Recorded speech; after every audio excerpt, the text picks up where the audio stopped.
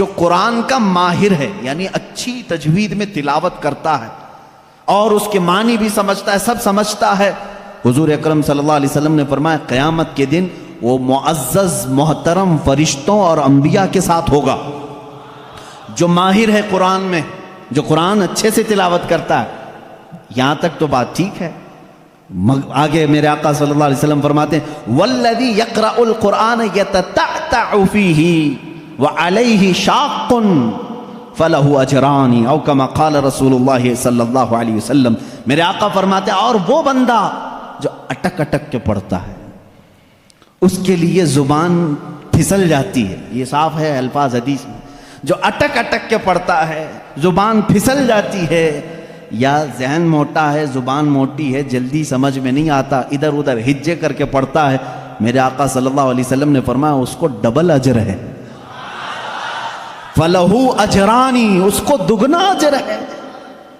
تو کیوں چھوڑ دیا تھا اس قرآن کو؟ یہی سوچ کر کہ پتہ نہیں کہاں غلطی ہو جائے، تم لگے رہتے ہیں، ایک دن وہ آ جاتا جب ہماری زبانوں کی لکنت کو بھی یہ صحیح کر دیتا۔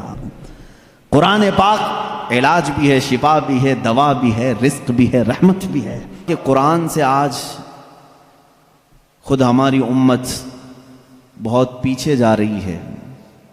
یاد رکھنا ایک بات، اقبال نے کہا تھا گر خواہی مسلمان زیستن نیست ممکن جز بقرآن زیستن۔ اگر تم چاہتے ہو کہ مسلمان ہو کر کے جیو تو یہ بات ممکن ہی نہیں ہے کہ قرآن چھوڑ کر کے جی سکو۔ قرآن کے بغیر تمہاری زندگی ہی نہیں ہے، تمہارا وجود ہی نہیں ہے۔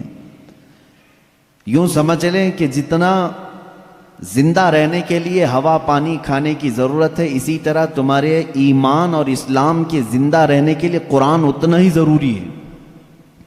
بنا قرآن کے تمہاری زندگی نہیں۔ قرآن ایک ضابطہ حیات صرف مسلمانوں کے لیے نہیں، اگر لوگوں کی تعصب کی اینک نکل جائے تو میں کہتا ہوں یہ سارے جہاں کے انسانوں کے لیے ضابطہ حیات ہے، پورے دنیا کے انسانوں کے لیے، چاہے وہ آج کسی بھی دین سے تعلق رکھتے ہوں، ان سب کے لیے قرآن ضابطہ حیات ہے۔ قرآن بتاتا ہے جینے کے سلیقے کیا ہیں، کون سی چیز تمہارے جسم کو فائدہ پہنچا سکتی ہے، کون سی چیز نقصان پہنچا سکتی ہے۔ اب میں آپ کو بتاؤں، گاڑی کسی نے بنایا اور آ کر کے آپ مجھ سے سوال کر رہے ہیں اس گاڑی میں کیا ڈالوں، میں تو آپ سے یہی کہوں گا گاڑی بنانے والے سے پوچھو، وہ زیادہ بہتر جانتا ہے۔ عزیزان گرامی، آج یہی حال ہمارا ہے۔ ہمیں پوچھنا یہ چاہیے تھا کہ میرے جسم کا نظام کون سی غذاؤں سے بہتر چلے گا، اے مولا تو ہی بتا، اس لیے کہ تو نے مجھے بنایا ہے۔ اور اللہ سے پوچھنا ہو تو قرآن کھولنا ہوگا، اس مولا نے بہت پہلے ہی تمہیں سارے ضابطے بیان کر دیے۔ اب ایک بات یہ بھی سمجھ کر کے چلیں، بنانے والے نے جو تمہیں ٹرمز کنڈیشن اور جو رولز ریگولیشن بتائے ہیں اس کے خلاف استعمال کرو گے تو مشین کا کیا ہونا ہے وہ سب تمہیں معلوم ہے۔ جا کر کے کار خرید کر کے لائے اور اس کے ساتھ بکلیٹ بھی ملی تھی، انہوں نے کہا تھا کمپنی والوں نے یہ کار پیٹرول سے چلتی ہے، ہو سکتا ہے آپ کے پاس پیسے زیادہ تھے، آپ نے کہا نہیں میں گھی ڈال کے چلاؤں گا، آپ نے پیٹرول کی بجائے کہا کہ نہیں میں تو مٹی کا تیل ڈالوں گا یا میٹھا تیل ڈالوں گا، کھانے والے تیل ڈالوں گا۔ اس گاڑی کا حشر کیا ہونا ہے وہ آپ کو معلوم ہے۔ کیوں؟ اگرچہ آپ کے دماغ میں گھی اور مہنگا ہے لیکن وہ مشین کے لیے سوٹیبل نہیں ہے۔ اسی طرح اے مسلمانوں، اے مومنوں، اللہ تبارک و تعالیٰ نے تمہارے جسم کو بنایا ہے، ایک ایک رگ کو، ایک ایک بال کو اس نے پیدا کیا ہے، وہ بہتر جانتا ہے کہ تمہارے جسم کے لیے کون سی چیز سوٹیبل ہے۔ اس کے بتائے ہوئے تعلیمات کو چھوڑ کر کے اگر تم دنیا کی سنو گے تو ظاہر سی بات ہے یہ ایسی ہی ہے جیسے بنانے والے کو چھوڑ کر کے دوسرے سب کے پاس جا رہا ہے آدمی۔ آپ سب دنیا کے اصول جانتے ہیں، پیٹ درد ہو، سر درد ہو، پیر درد ہو، کہیں پر بھی کچھ ہو جسم، تو آپ کسی کسان کے پاس بھی نہیں جاتے، انجینئر کے پاس بھی نہیں جاتے، حالانکہ کسان کھیتی باڑی بہت جانتا ہے، اسے جا کر پیٹ درد کیوں نہیں بتاتے؟ اسے کیوں نہیں کہتے کہ آپریشن کر دو؟ آپ کو معلوم ہے وہ پھوڑے سے آپریشن کرے گا۔ انجینئر کے پاس آپ نہیں جاتے اپنے جسمانی بیماریوں کو دکھانے کے لیے، اس لیے کہ آپ کو معلوم ہے امراض جسمانی سے جس کا تعلق ہے وہ ڈاکٹر ہوتا ہے، اسی سے پوچھنا چاہیے، کیونکہ وہ ہمارے جسم پر ریسرچ کر چکا ہے۔ عزیزان گرامی وقار، دنیا میں یہ فارمولہ تم عمل کرتے ہو تو پھر یہ بات یہاں کیوں نہیں تسلیم کرتے کہ پوری باڈی کو، ہمارے پورے شریر کو، پورے جسم کو جس نے بنایا ہے، ہم اسی سے اپنے متعلق کیوں نہ پوچھیں میری روح کس سے بڑھتی ہے، میرا جسم کس سے بڑھتا ہے، میرے دل کی دھڑکنیں کس سے قابو میں رہتی ہیں، مجھے کون سی چیز زبان کے اندر لینی ہے، کس چیز سے مجھے بچنی ہے۔ اسی لیے میرے عزیزو، آج میں یہ کہنا چاہوں گا کہ جز بقرآن نیست ممکن زیستن، قرآن کو چھوڑ کر کے جینا بھی ممکن نہیں ہے، جینا بھی ممکن نہیں ہے ہمارے لیے، اس لیے کہ وہ خلاق کائنات نے پیدا کیا اور ساتھ میں تمہیں زندگی گزارنے کے اصول بھی بتا دی۔ میں قرآن کے سمندر میں جاؤں اگر اور آپ کو آج لے کر کے جاؤں تو شاید اس میں سے نکل بھی نہیں پائیں گے آپ۔ ایک ایسے سمندر کا نام ہے یہ جس میں جو جتنا غوطہ لگایا اتنی موتیاں لے کر کے آیا، اور اس کے عجائبات، اس کے اسرار، اس کے رموز کبھی ختم نہیں ہوں گے۔ میں جانتا ہوں اکثر میرے مجمع میں نوجوانوں کی کثرت ہوتی ہے اور تقریباً کالج کے بھی ہیں، پڑھے لکھے بھی ہیں۔ میں سب سے کہوں گا آج اپنا سارا علم سمیٹ کے بیٹھو، اور میں آج تم سے مخاطب ہوں، آپ سے مخاطب ہوں۔ میں سارے علوم پر آج انشاءاللہ ڈسکس کرنے کی کوشش کروں گا، سارے نہیں، جتنے میرے بساط کے مطابق ہیں۔ میں آج پہلے آپ کو یہ بتا دوں کہ قرآن اسلام کی روشنی میں ہمارے نظریے کے اعتبار سے، پہلے اس کی تھوڑی سی تاریخ۔ قرآن جو ہے یہ لفظ عربی ہے، بار بار پڑھی جانے والی چیز کو قرآن کہا جاتا ہے، اور دنیا میں ایسی کوئی کتاب ہی نہیں جس کو سب سے زیادہ قرآن کے علاوہ پڑھا جاتا ہو، کوئی کتاب نہیں۔ اتنی زیادہ کثرت سے جس کی تلاوت ہوتی ہے دنیا میں ایسی کوئی کتاب ہے ہی نہیں، کوئی کتاب نہیں۔ احادیث رسول بھی نہیں، کیونکہ وہ تلاوت نہیں ہوتے، قرآن کی تلاوت ہوتی۔ کروڑوں مسلمان ہیں اور بغیر قرآن کی تلاوت کیے کسی کی نماز بھی ممکن نہیں، کسی کی نماز بھی نہیں ہے۔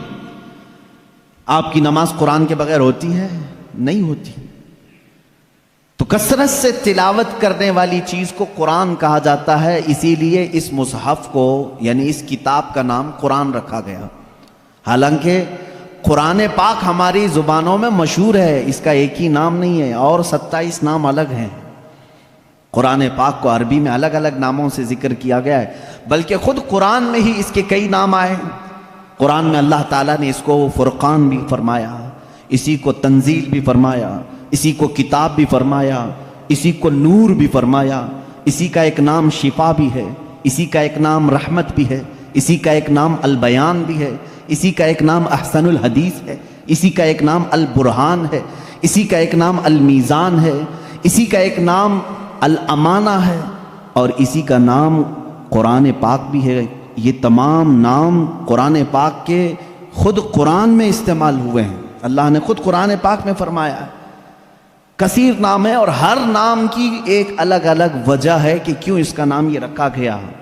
اب اندازہ کرو آپ کہ میں ایک ایک نام کی تشریح بیان کروں تو 27 دن تو اسی میں لگ جائیں گے کہ قرآن کے نام کیا کیا ہیں۔ ایک ایک نام قرآن کیوں کہا گیا، میں تو اس کی ایک مختصر وجہ بتایا نا، سب سے زیادہ پڑھی جانے والی چیز ہے، اس لیے اس کو کیا کہتے ہیں؟ قرآن۔ اسی طرح بیان، اللہ نے فرمایا ہر چیز کا اس میں بیان ہے، کچھ بھی نہیں چھوڑا گیا ہے، اس لیے اس کو بیان کہتے ہیں۔ تنزیل، اس لیے کہ یہ اتارا گیا ہے، اس لیے اس کو تنزیل کہتے ہیں۔ احسن الحدیث ہے، سب سے اچھی بات کو کہتے ہیں عربی میں، اور قرآن سے اچھی بات کوئی ہے نہیں، اس لیے اس کا نام احسن الحدیث ہے۔ اس کا ایک نام شفا ہے، اس لیے کہ اس کی آیتیں مریضوں پر پڑھو تو شفا ملتی ہے۔ اس کا نام ہدا ہے، اس لیے کہ اس میں ہدایت کی آیتیں ہیں، بھٹکا ہوا بندہ اگر پڑھ لے تو سیدھے راستے پر آ جائے۔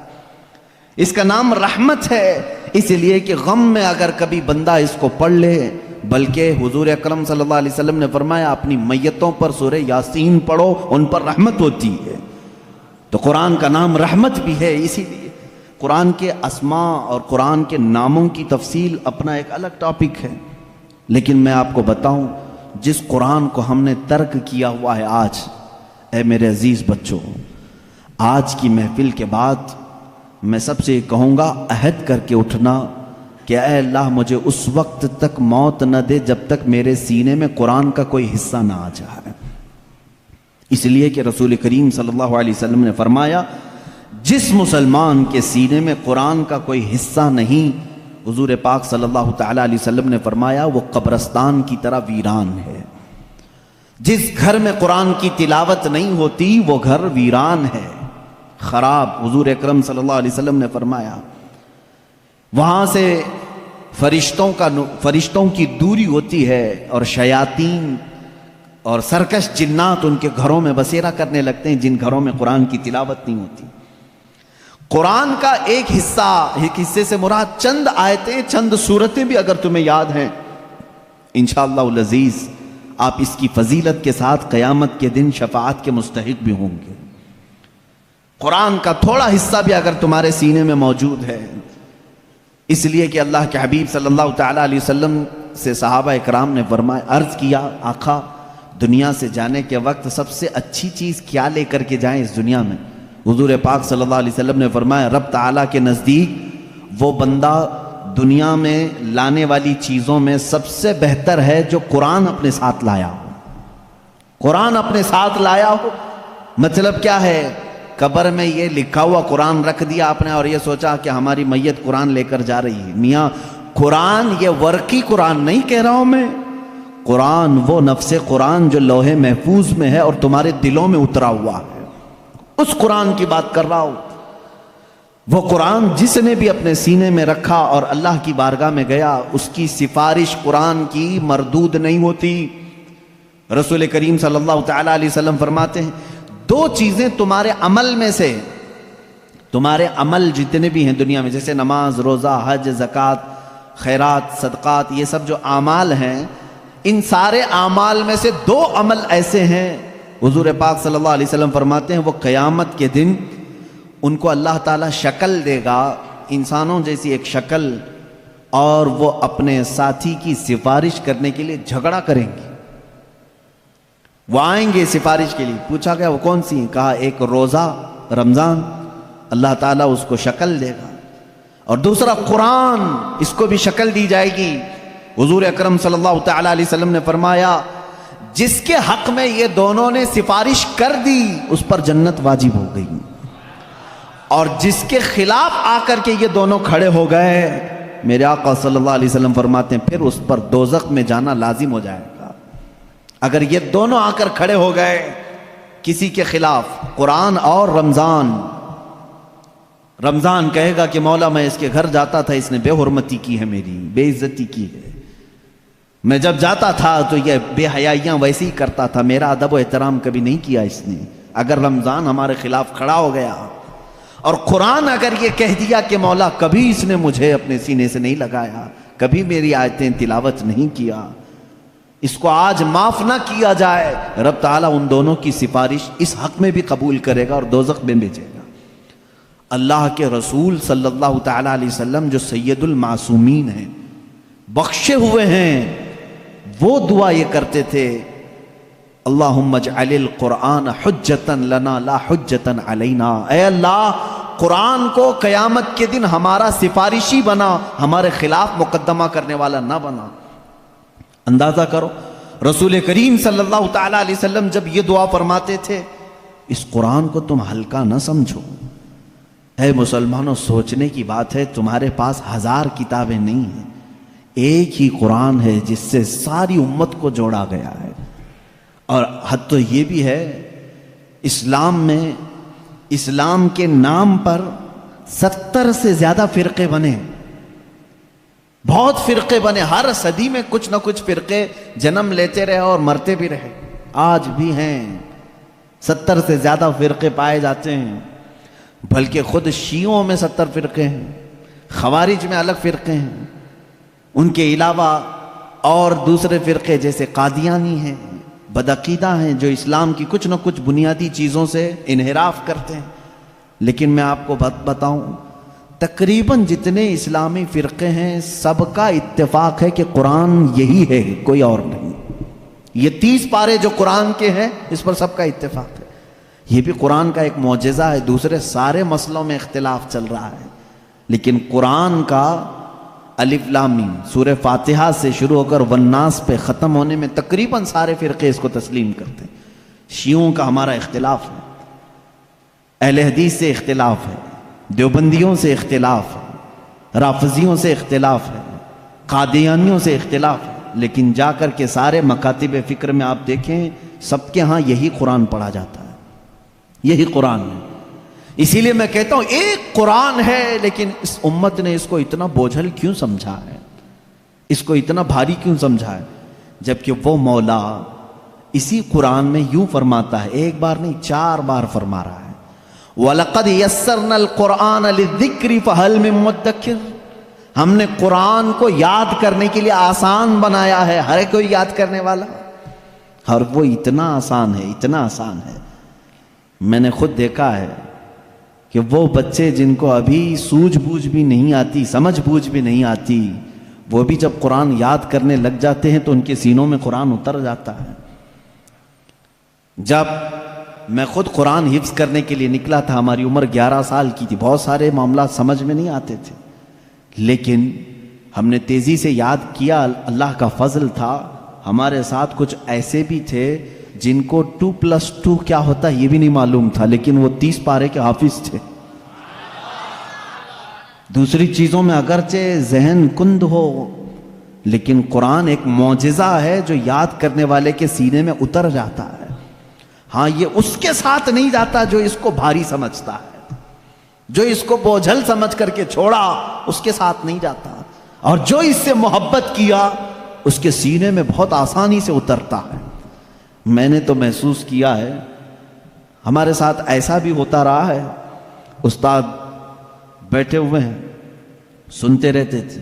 ایک دن کا اتفاق ایسا ہوا کہ خبر یہ لگی کہ کل شاید استاد آنے والے نہیں ہیں.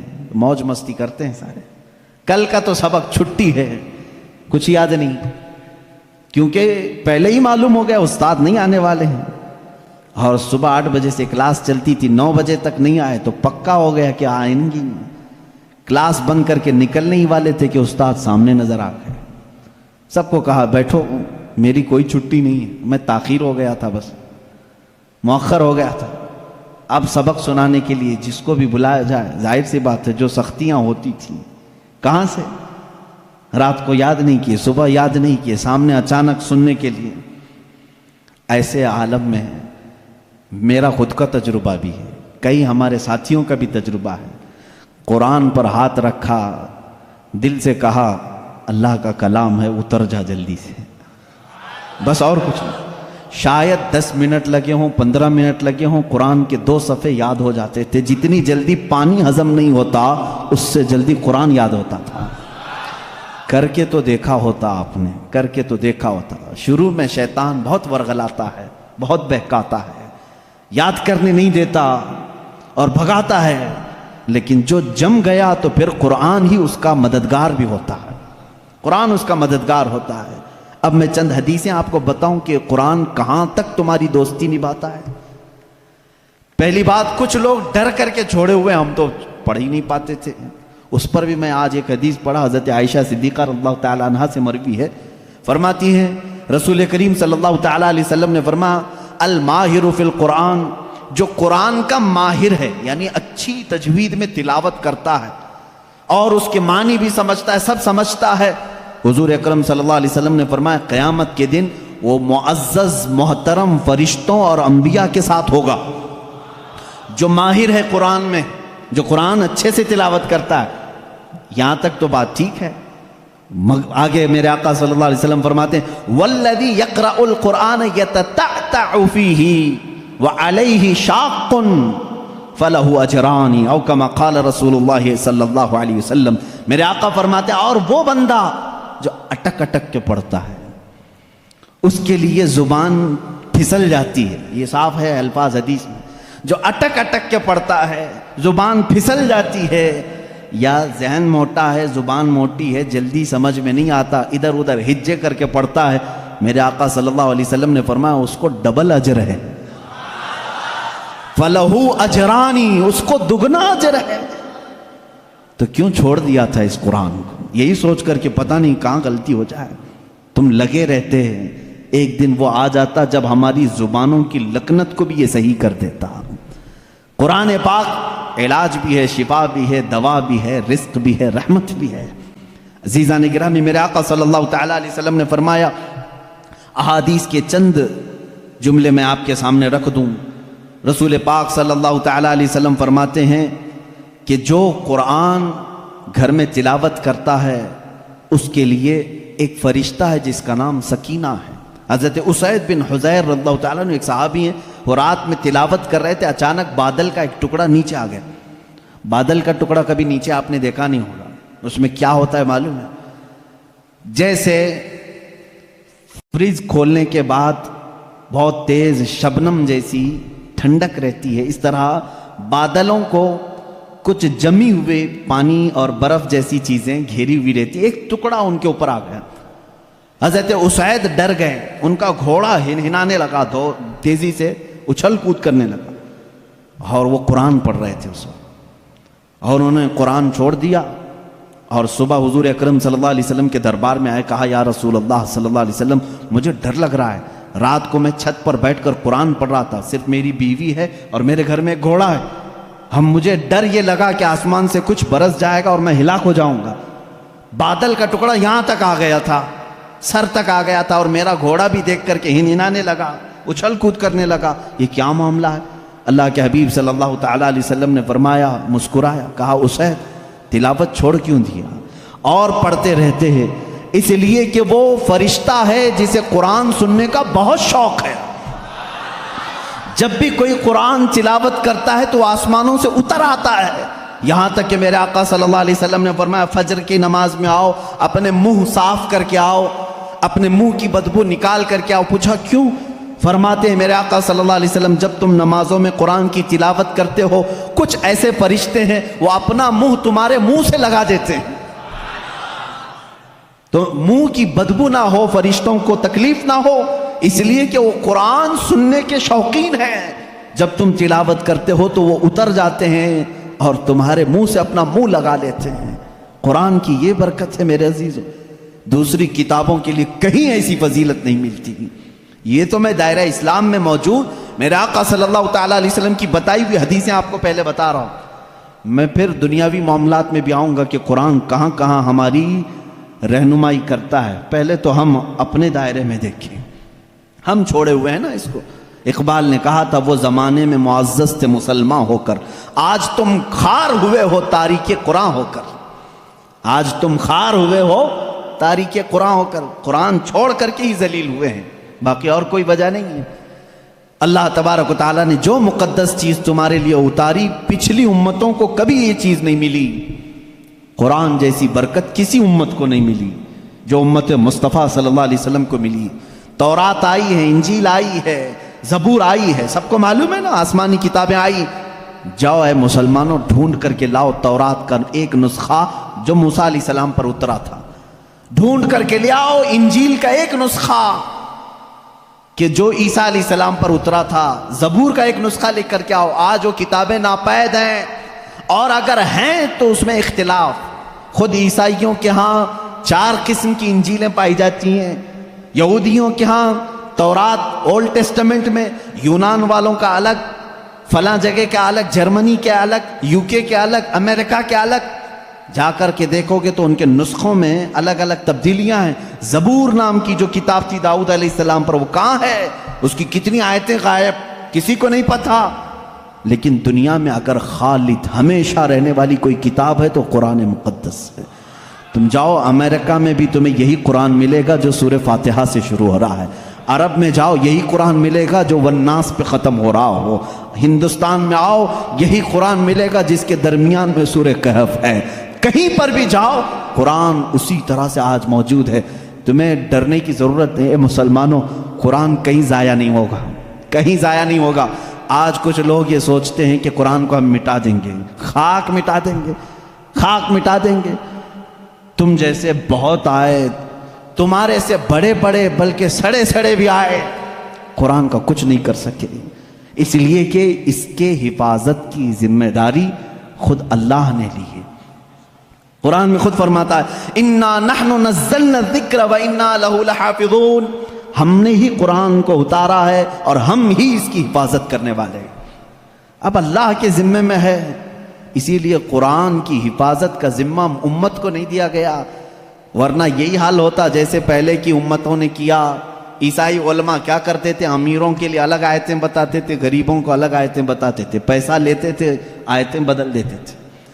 اگر امت کے حوالے یہ قرآن بھی چھوڑ دیا جاتا تو دنیا دار زر خرید مولوی وہ قرآن کو بھی بیچ دیتے ہیں، حکومت کو راضی کرنے کے لیے آیتیں بدل دیتے ہیں، لیکن اللہ نے امت کے حوالے نہیں رکھا، خود اپنے حفظ و امان میں رکھا ہے۔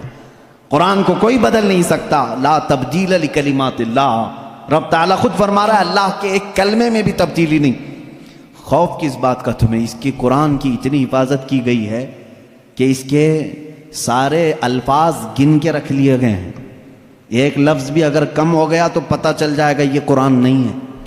الفاظ تو دور کی بات ہے میرے عزیزو، اس کی صورتیں محفوظ ہیں، 114 صورتیں ہیں، اس میں ایک کم بھی نہیں ہوگی، زیادہ بھی نہیں ہوگی۔ ہم یہ سب محفوظ ہیں، جو عالم ہوگا، جو حافظ ہوگا، کروڑوں کی تعداد میں علماء بھی ہیں، وہ سب کو معلوم ہے، یعنی قرآن کی یہ باتیں جاننے والے علماء کی بات کر رہا ہوں، سب کو معلوم ہے کہ قرآن میں 114 صورتیں ہیں، 540 رکوع ہیں۔ اتنا ہی نہیں بلکہ اس کے جو ہے حرف بھی گن لیے گئے، آیتیں بھی گن لی گئی ہیں، 6666 آیتیں ہیں، حروف بھی گنے گئے ہیں، زبر بھی گنے گئے ہیں، زیر بھی گنے گئے ہیں، بلکہ اس کے نقطے بھی گن کے رکھے گئے ہیں، کہیں ایک نقطہ بھی کم نہیں کر سکو گے۔ اس قرآن کی اتنی جو حفاظت ہے، آج میں آپ کو بتاؤں، کبھی کسی نان مسلم کے پاس جاؤ اور اگر وہ تم سے یہ سوال کرے تو مسلمان ہے، اسلام ہی سچا دھرم ہے، کیا تمہارے پاس پروف ہے اس چیز کا؟ تم کیا کہو گے؟ حضور صلی اللہ تعالیٰ علیہ وسلم کے معجزے سناؤ؟ انکار کرے گا۔ میرے آقا صلی اللہ تعالیٰ علیہ وسلم نے چاند کے 2 ٹکڑے فرمائے، سورج کو پلٹا دیا، بہت سارے معجزے ہیں، وہ کہے گا میں نہیں مانتا ان چیزوں، وہ اس زمانے میں تھے، میں کہاں دیکھا ہوں۔ اگر تم اس کے سامنے اسلام کی عظیم فتوحات کو دکھاؤ گے، وہ کہے گا میں نہیں مانتا، یہ سب کہانیاں ہوں گی، ہمارے بھی بھگوانوں کے ذکر اس طرح سے کیے گئے ہیں، اسی طرح کی باتیں ہمارے پاس بھی موجود ہیں، ہر کوئی کہے گا۔ تمہارے پاس اگر اپنے حق ہونے کی کوئی علامت آج بھی موجود ہے تو صرف قرآن پاک ہے۔ اسے کہو میرے سچے مذہب پر اور اچھے مذہب پر قائم ہونے کی سب سے بڑی دلیل، سب سے بڑا پروف قرآن ہے، لا کر کے دکھاؤ اس طرح کی کوئی دوسری کتاب کسی کے پاس ہو۔ کم سے کم 1400 سال سے جو محفوظ چلی آ رہی ہے دنیا میں، کسی لیبارٹری میں بھی، کسی لائبریری میں بھی اتنی پرانی کوئی کتاب آج محفوظ موجود ہے ہی نہیں۔ یہ میری بات نہیں، ساری دنیا کا جو دوسرے ریلیجن سے تعلق رکھتے ہیں ان کا بھی یہی قول ہے کہ قرآن سے زیادہ محفوظ اس دنیا میں اب کوئی چیز نہیں رہ گئی۔ اس کی حفاظت کو اللہ نے اس طرح سے ترتیب دے کر فرمایا ہے کہ مسلمان اپنے بچوں کو حافظ قرآن بناتے ہیں اور اس کی حفاظت میں لگے ہوئے ہیں۔ اللہ تعالیٰ نے سینوں کو چنا ہوا ہے اس قرآن کی حفاظت کے لیے۔ خیر میرے عزیزوں، احادیث کریمہ میں یہ ہے، حضور اکرم صلی اللہ تعالیٰ علیہ وسلم فرماتے ہیں قیامت کے دن ایک بندہ آئے گا جو قرآن تلاوت کرتا تھا، اس کے حساب کی باری آئے گی تو رب تعالیٰ اس سے فرمائے گا اقرأ القرآن وارتقی ورتل، اے بندے قرآن یہاں پر بھی پڑھ جیسے دنیا میں پڑھتا تھا، جیسے تو قرآن پڑھتا تھا یہاں پر بھی پڑھ، اور جب تک وہ پڑھتا رہے گا رب تبارک تعالیٰ فرماتا ہے ورتقی ورتل، ایک آیت پڑھ ایک درجہ اوپر، دوسری آیت پڑھ دوسرا درجہ اوپر، تیسری آیت پڑھ تیسرا درجہ اوپر، جنت میں وہ درجے طے کرتا جاتا رہے گا جہاں جا کر کے وہ قرآن کی تلاوت ختم کرے گا کہا جائے گا یہی تیرا درجہ ہے۔ میرے آقا صلی اللہ تعالیٰ علیہ وسلم سے پوچھا گیا کہ کیا یہ قرآن جب تک وہ تلاوت کرتا رہے گا اس کے درجے بلند ہوتے رہیں گے؟ حضور اکرم صلی اللہ علیہ وسلم کی حدیث میں ہاں، میں نے جنت میں دیکھا ہے قرآن کی تلاوت کرنے والوں سے اوپر کسی کا درجہ آیا ہی نہیں، کیونکہ یہ تلاوت کرتے کرتے، کیونکہ جو کچھ بھی جنت حاصل کرنے کا آپشن ہے نا وہ دنیا میں ہی تو ہے۔ تم اتنی نمازیں پڑھو تو یہ جنت ہے، اتنے روزے رکھو تو یہ جنت کا دروازہ تمہارے لیے، حج کرو تو یہ جنت کا دروازہ تمہارے لیے، سارے آپشن جنت حاصل کرنے کے دنیا میں ہیں۔ یہ دارالعمل ہے، مرنے کے بعد عمل ختم ہو جائے گا، لیکن قیامت میں صرف ایک عمل ہے جس کو پھر رب تعالیٰ ریپیٹ کروائے گا۔ وہاں نہیں کہا جائے گا نماز پھر سے پڑھ کے دکھا، حج کر کے دکھا، روزہ رکھ کے دکھا، ختم ہو گئے اعمال، لیکن قرآن پڑھنے والے کو کہا جائے گا اب بھی چاہتا ہے تو پڑھ اور اوپر چل جا اور بڑھتا جا۔ تو جس کو قرآن آتا ہوگا وہ پڑھتا جائے گا اور درجے طے کرتا جائے گا۔ یہ فضیلتیں میرے آقا صلی اللہ تعالیٰ علیہ وسلم نے سنائی، اور یہ جو حدیثیں میں ذکر کر رہا ہوں متفق علیہ اور صحیح احادیث آپ کے سامنے ذکر کر رہا ہوں۔ یہاں تک کہ حضور اکرم صلی اللہ تعالیٰ علیہ وسلم کی ایک حدیث ہے، قیامت کے دن وہ بچے جنہوں نے قرآن کو اپنے سینے میں رکھا تھا وہ بلائے جائیں گے، اللہ کا کلام یاد کیا، تو جب وہ آئیں گے تو رب تبارک و تعالیٰ ان بچوں کو بعد میں فرمائے گا ان کے والدین کے سر پر پہلے تاج رکھا جائے۔ البس والداہ تاجن یوم القیامتی، رسول کریم صلی اللہ علیہ وسلم فرماتے ہیں قیامت کے دن ایسا تاج پہنایا جائے گا جس سے سورج کی روشنی بھی پھیکی پڑے۔ اہل محشر پوچھیں گے یہ کیا نبی ہیں، یہ صدیق ہیں، یہ کون ہیں؟ تو فرشتے کہیں گے نہ یہ نبی ہیں، نہ صدیق ہیں، نہ شہداء ہیں، بلکہ صرف ایک حافظ قرآن کے ماں باپ ہیں، صرف ایک حافظ قرآن کے ماں باپ ہیں۔ جب ماں باپ کو تاج پہنایا جا رہا ہے تو جس کے سینے میں قرآن تھا اس کو کیا کیا جائے گا؟ رب تعالیٰ اس کے لیے فرماتا ہے، میرے آقا صلی اللہ علیہ وسلم نے فرمایا اس حافظ قرآن کو بلایا جائے گا اور اس سے کہا جائے گا ایسے 10 لوگ تیرے خاندان کے جن پر دوزخ میں جانا واجب ہو گیا، ان کا ہاتھ پکڑ، صرف اس کی برکت سے میں ان کی جہنم کی سزا کو معاف کر کے تیرے ساتھ جنت عطا کروں گا۔ اس کی سفارش قبول کی جائے گی۔ لیکن یاد رکھیں میرے عزیزو، حافظ قرآن قرآن کی آیات پر عمل کرتا ہو، اس کا ادب بھی کریں، احترام بھی کریں۔ آج زمانے میں حفاظ قرآن کے ساتھ بہت ہی برے سلوک دیکھنے کو ملتے ہیں۔ یاد رکھنا قیامت کے دن وہ اس عذاب میں مبتلا ہوں گے جو قرآن کی بے حرمتی کرنے والے کا عذاب ہوگا، کیونکہ وہ حافظ قرآن کی بے ادبی کرتے ہیں۔ ہمارے بزرگان دین جو سلف صالحین ہیں، میں نے پڑھا بھی ہے، بزرگان دین کا طریقہ تو یہ ہوتا تھا کہ اگر کوئی حافظ قرآن زمین پر بیٹھا ہے تو وہ کبھی اوپر نہیں بیٹھتے تھے۔ ہاں اگر وہ خود حافظ قرآن ہیں تو پھر دونوں کے معاملات ایک طرح کے ہیں، لیکن کوئی حافظ قرآن نہیں ہے اور کوئی حافظ نیچے بیٹھا ہے تو علماء بزرگان دین اس کو بے ادبی محسوس کرتے تھے۔ اللہ کا کلام سینے میں لے کر وہ نیچے ہے اور بغیر حفظ قرآن کیا ہوا اوپر بیٹھا ہے، اس کو بزرگان دین نے بے ادبی محسوس فرمائی۔ بہرحال قرآن ایک ایسا جامع نظام اللہ تعالیٰ نے تمہیں عطا کیا اور اس کی فضیلتیں میں نے بتائی۔ اور سب سے بڑی بات کیا ہے معلوم ہے؟ قرآن اللہ نے اتارا، آیتیں ساری چیزیں میرے آقا صلی اللہ علیہ وسلم پر اترتی رہیں۔ اس کی پہلی آیت جو اتری اقرا بسم ربک الذی خلق، غار ہرا میں واقعہ آپ کو معلوم ہوگا۔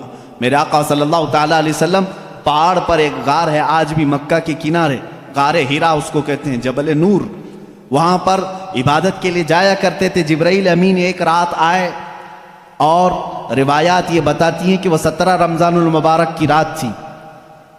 آ کر کے انہوں نے حضور اکرم صلی اللہ علیہ وسلم سے صرف اتنا کہا اقرا، پڑھو۔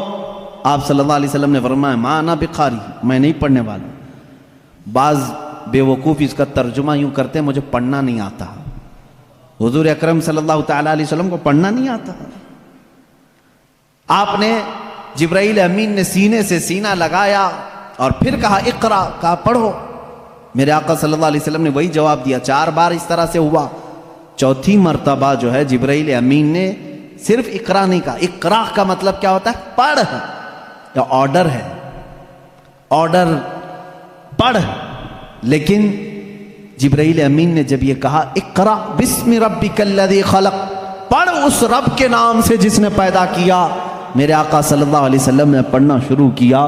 میرے آقا نے مزاج یہ بتایا اپنی امت کو کہ پڑھو وہی جو رب تک تمہیں پہنچا ہے، تعلیم حاصل کرو وہی جو رب کے نام سے شروع ہو یا رب تک تمہیں پہنچائے. یہ آیتیں یہاں سے شروع ہوئیں، اور آیتیں جو ختم ہوئی ہیں اس میں اختلاف ہے. بعض علماء نے لکھا ہے کہ الیوم اکملت لکم دینکم، یہ آخری آیت تھی جو حجۃ الوداع میں میرے آقا صلی اللہ علیہ وسلم جب آخری حج میں تھے نازل ہوئی. بعض علماء اور مفسرین نے فرمایا اذا جاء نصر اللہ والفتح، یہ سورہ پڑھتے ہوں گے نا آپ نماز میں، یہ قرآن کی سب سے آخری سورہ ہے نازل ہونے کے اعتبار سے. ایک بات ذہن میں رکھ لیں، نازل ہونے کی ترتیب الگ ہے اور پڑھنے کی آج ترتیب الگ ہے. قرآن آج جو پڑھا جاتا ہے اس کی ترتیب کیسے ہے؟ سورہ فاتحہ پہلے ہے الحمدللہ، اس کے بعد سورہ بقرہ ہے، اس کے بعد سورہ آل عمران ہے، اس کے بعد سورہ نساء ہے، اس کے بعد سورہ مائدہ ہے، اس کے بعد سورہ انعام ہے، پھر سورہ اعراف ہے. اس طرح سے یہ سورتیں چلی، اور ختم کہاں پہ ہوئی؟ سورہ والناس، قل اعوذ برب الناس ملک الناس پڑھتے ہیں نا، یہ آخری سورہ. یہ پڑھنے کی ترتیب ہے، لیکن نازل ہونے کی جو ترتیب ہے وہ الگ ہے. پہلے آیتیں نازل ہوئی تھی 5. یہ باتیں میں کیوں بتا رہا ہوں، یہ لاسٹ میں آپ کو خود سمجھ میں آ جائے گا. ذہن میں اتنا رکھ لینا، سب سے پہلے کون سی آیتیں نازل ہوئی؟ اقرا بسم ربک الذی خلق. آج بھی جب بچوں کی بسم اللہ خوانی ہم کراتے ہیں تو یہی آیتیں پڑھاتے ہیں بچے کو، سب سے پہلے یہی پڑھاتے ہیں. 5 آیتیں میں پڑھ بھی دیتا ہوں. اقرا بسم ربک الذی خلق، خلق الانسان من علق، اقرا وربک الاکرم الذی علم بالقلم، علم الانسان ما لم يعلم. یہ 5 آیتیں ہیں جو سب سے پہلے میرے آقا صلی اللہ علیہ وسلم پر نازل ہوئی. جبرائیل امین لے کر آتے تھے، حضور اکرم صلی اللہ علیہ وسلم کو سناتے تھے. یہ قرآن کی ابتدا ہے، اور 23 سال تک نازل ہوتا رہا. 23 ایئرس، 23 سال تک نازل ہوتا رہا. آخر میں کون سی آیتیں نازل ہوئی؟ ایک تفسیر کی روایت کے مطابق اذا جاء نصر اللہ والفتح ورأیت الناس يدخلون فی دین اللہ افواجا فسبح بحمد ربک واستغفرہ انہ کان توابا. یہ 2 چیزیں ذہن میں رکھو. اقرا سب سے پہلے، سورہ اذا جاء نصر اللہ سب سے آخر. یہ قرآن کے نزول کا زمانہ میں آپ کو بتاؤں 23 سال تک نازل ہوئی. آپ کو میں بتاؤں قرآن اتنے فصیح زبان میں ہے. فصیح کا مطلب لٹریچر جس کو کہتے ہیں. جیسے ایک اردو ہے جو ہم اور آپ بول، یہاں ہبلی کی زبان ہوتی ہے، اس کو فصیح اردو نہیں کہتے، لکھنؤ والے فصیح اردو بولتے ہیں.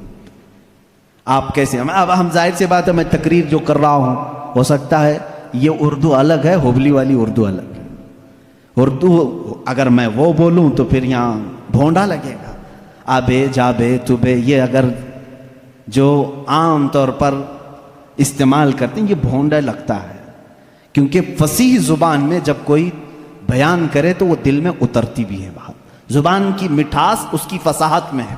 تو عربی زبان میں جو سب سے زیادہ فصیح جملے تھے وہ قرآن میں آئے.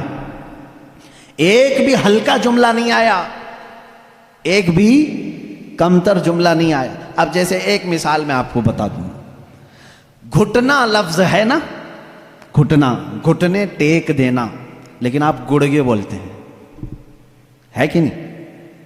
گڑگے ٹیکو، گڑگا کیا چیز ہے؟ یہ گڑگا یہ تمہاری عامی زبان ہے. اگر یہ میں کتاب میں لکھ دوں کہ میں سجدے میں جاتے وقت گڑگا ٹیک دیا، آپ کو برا لگے گا. کیا مولانا اچھی زبان میں بیچ میں ہڈی لے کے آ گیا ہے. گھٹنا لفظ ہے، گھٹنا یہ فصیح لفظ ہے، اور ایک عام لفظ ہوتا ہے جس کو آپ یوز کر رہے ہیں. سمجھ رہے ہیں؟ اب جیسے جانور کہتے ہیں، جانور ہے نا، اب عام زبان میں کہتے ہیں جناور. یہ فصیح لفظ نہیں ہے، یہ فصیح لفظ نہیں ہے. آپ یوز کر رہے ہیں، لیکن آپ جب آپس میں بات کرتے رہتے ہیں تو اس کو برا بھی نہیں سمجھتے. کتنے جناور ایسے ہیں، یہ کیا ہے؟ یہ فصیح اردو نہیں ہے. اچھا لڑکا کہتے ہیں، لڑکی کہتے ہیں، یہ فصیح اردو ہے.